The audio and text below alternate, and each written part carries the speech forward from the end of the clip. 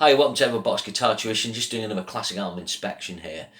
And probably the first thing for some of you looking at this are thinking, why is he doing The Ultimate Sin? It's not a classic album.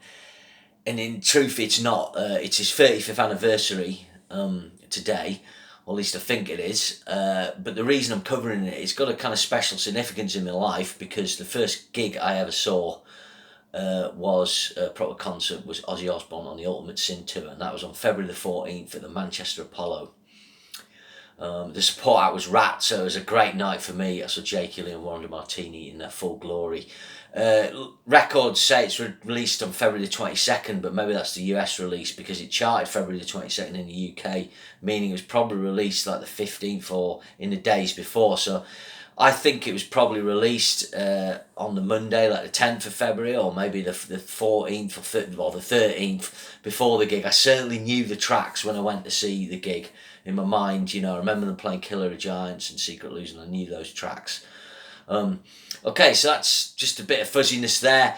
So this album isn't very highly thought of at all. And I'll kind of go into that, but obviously the Bark at the Moon album before is better thought of, but I think that's built on the power of two tracks, the opener Rock and Roll Rebel and the title track, of course, Bark at the Moon. Side one of that album's good. You've got You're No Different and Now You See It, Now You Don't. Side two never really rocked it with me. If you had Forever So Tired, Waiting for Darkness I quite like, and then we had finishing with Spiders, which I never liked, and I think it was a bonus track. I never thought the production was great. I didn't like the way they introduced keyboards, and they never captured the full glory of Jake Lee's guitar playing.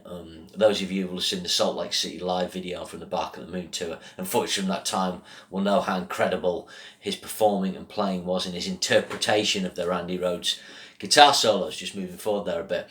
Okay, so basically the history of Ultimate Sin, Ozzy had been in the Betty Ford Center in 1985 for substance abuse. He actually worked up some demos to the album with Jimmy DeGrasso from Y&T and Bob Daisley.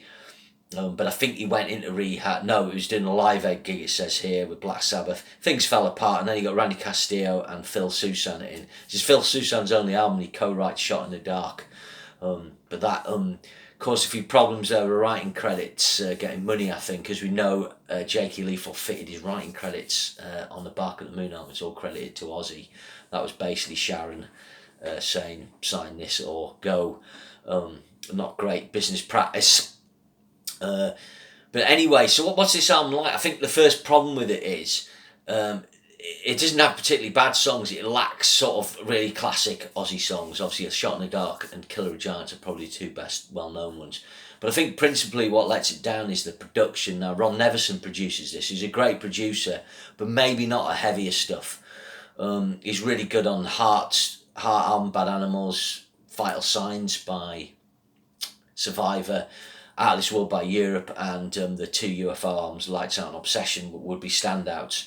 His production on Michael Schenker's second album is not great. And on this, the kind of large sort of boxy sounds he uses just don't work for this. So the drums kind of feel flabby. For some reason, Jakey Lee did like a lot of top end on his guitar, but it's got this high end fizz, and I just wish they'd kind of rolled that off a bit and got something a little smoother. His solos feel a bit buried, they're not cutting through. And then Ozzy's vocals seem to be on one level. Every vocal performance, every vocal tone's exactly the same on every song.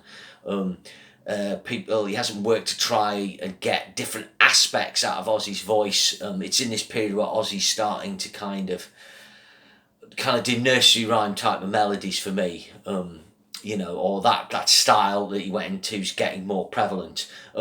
So the album opens with the title track, The Ultimate Sin. This had a good meaty riff. It's a good track. I don't know if it's a great track. There's a video for this where Ozzy plays like a JR type of figure. In this period, he's got his hair peroxide blonde, and on the tour, he's kind of dressed more like Liberace, and the whole band had very glam kind of outfits. But when I saw them live, it was a good show still. Randy Castillo did a great drum solo where he ran around his drum kit and went outside on the drum riser. Jake did a top solo spot, stuff like that. So there was nothing wrong with that, but yeah, the presentations, it's that same thing to Judas Priest to a Turbo. They went more hairspray, and it's that date stamp thing in 86 where the old school bands, the legacy bands, Dio went like this a bit as well, feel I have to compete with the image in MTV. Scorpions, you know, they all did it from sort of 86 to about 88, 89. So then it goes into Secret Loser, which is a catchy track. I'd still give it a kind of 6 out of 10. It's not a great track, but it's got a nice arrangement. Jake does a cool two-handed tapping solo on this. His solo lead break on Ultimate Sin's good, but it's not great. It's not a classic Jake solo. Then the third track, I think, is one of the best ones, Never Know Why. It's got cool groove on this. Again, I think it's where the production lets things down on this album. The groove, it's the kind of groove where it needed a tighter drum sound. But it's got a really cool outro solo by Jake, and I quite like Ozzy's lyric on this, just, people not understanding why we love our rock and that. Track 4 is Thank God from the Bomb. Quite an interesting lyric on this. This was actually the original album title for the album, but Ozzy changed it at the last minute. Cool artwork on this album when I got it. You had like a cool, it was a really cool sleeve design with an inner sleeve, and I had the poster from outside the gig as well for a long time. Got a knocked off poster for a couple of quid. In actual fact, me and my mate waited around the back to see if we could meet Ozzy. It was that classic thing. Anyway, I'm digressing, but yeah, not massively onto this track. Pretty cool lead break by Jake again. Quite a cool riff. I mean, probably the weakest track on side 1 of the album. And then it finished off with Never. Again, a really good track let down by the production. Jake does some really incredible rhythm work on this with really articulated fills. I don't know whether Akira Takasaki's copied him or vice versa, but if you listen to some loudest tracks off the Thunder in the East and the Lightning Strikes album, it's got these types of riffs with what people recognise as a kind of open string pentatonic type licks on the G and D. Jake's probably got that from Eddie Van Halen from the I'm the One song.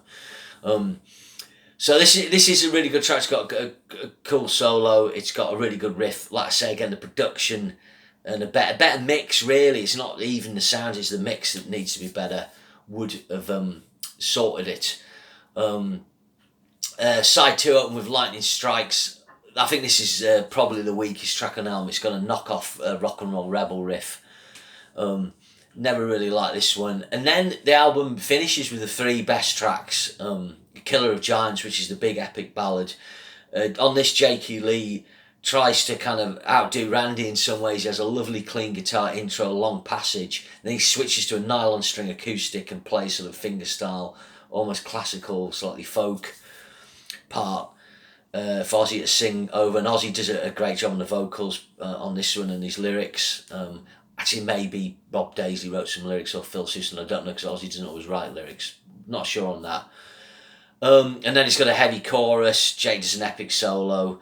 The only thing I don't like in this, it kind of goes into a double time bit, which kind of these tracks like Ozzy's are sometimes prone to do. I think at this time, the keyboards are coming in more. One of the things I didn't like with the keyboards coming in Ozzy, they felt they had to put keyboards like live, I don't know, they had to have Don Airey or Mike Moran copying the riff on keyboards, but they didn't need it, Sometimes it's good to have keyboards on some bits, but so sometimes I wasn't as into that, but that was to kind of smooth off and commercialise the sound more. And it worked. Bark at the Moon sold 3 million copies, this sold 2 million. So in actual fact, the first 2 Randy albums sold more over time, 5 million, 8 and 3 million copies, but not initially, So Ozzy's big in this era with the Jake era. Track 8's, I think my favourite track, Full Like You. This is a really forgotten track. It's a catchy hard rocker. It's really good. It's got 2 great guitar solos by Jake, great middle section where he kind of goes a little more gothic, Middle Eastern.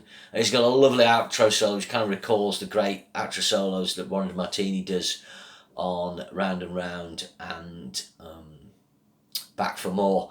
Not that Jake copies him. In actual fact, they were flatmates, and there's a great tale of those players. They would sit on the floor in front of the settee watching TV programmes, whittling on their guitars, and you can imagine what that must have been like, and that helped them build their chops. I've always practiced in front of the TV. I basically like watching TV, and you can just whittle, and I was able to double, triple my practice that way. So that was that track, and then it finishes with Shot in the Dark. In actual fact, I had to listen to the video for this before, and the mix is different, but the album mix is good. Yeah, Phil Susan writes this with Ozzy. This is the most commercial track. It's kind of got a bit of AOR influence. Again, actually, Ron Nevison's production suits this more. It's got a really cool Jake solo. It is a a classic Ozzy track. It's the one track he still plays live. So that kind of covers the album. I think this album did well, but then I think things went sour with Jake. I think one thing that undermined things a little bit for Jake was Ozzy released a Randy Rhoads tribute album, which is really good. It really captures Randy in full flow. I think that kind of undermined Jake's position in '87, and then Sharon gave him the boot. I think there was trouble with Jake's wife as well, something like that. So we never really we got some classic Ozzy Jake Lee tracks, probably Shot in the Dark, Killer of Giants, Spark at the Moon, Rock and Roll Rebel. I've never been into So Tired, although people know that. But they just never quite captured Jake as good as he was live. If you listen to the Badlands album, that still has that raspy top end, but it works better.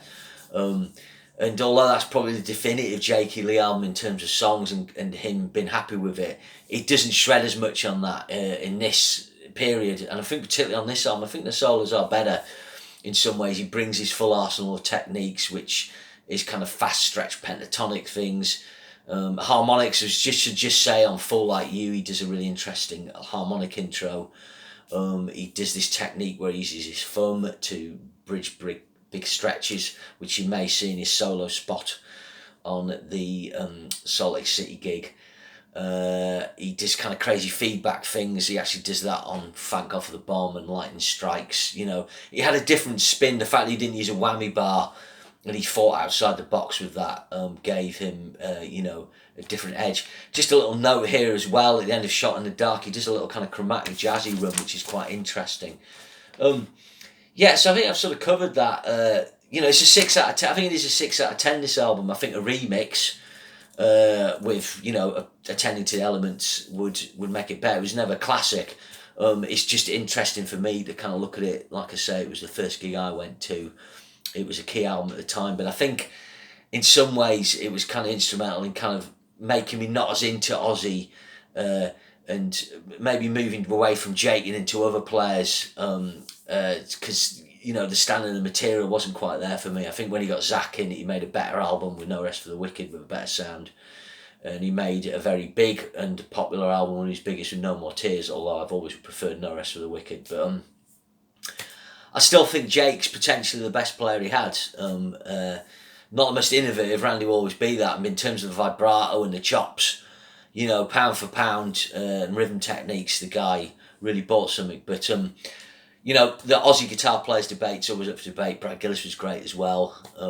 Gus G, he's had some great players. So cheers, hope you enjoyed this. Thanks very much. 35 years old today. Ron Nevison.